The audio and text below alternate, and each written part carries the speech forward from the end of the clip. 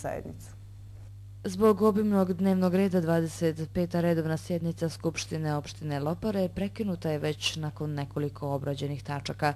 Prekid se desio baš u trenutku kada se došlo do važnih pitanja koje su trebala da bace svjetlo na izvršenje budžeta opštine za prvih 9 mjeseci ove godine, na rebalans budžeta i na program kapitalnih investicija u ovoj lokalnoj zajednici za period od 2008. do 2012. godine. Za ovu 25. sjednicu Skupštine opštine Lopare mi smo planirali usvajanje izvještaja o izvršenju budžeta za prvih 9 mjeseci i rebalans budžeta za 2007. godinu.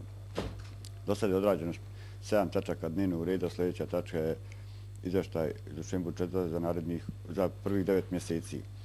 Ja mislim da će izvršenje biti usvojeno iz prostog razloga što smo imali veće ostvarenje budžeta u odnosu na plan.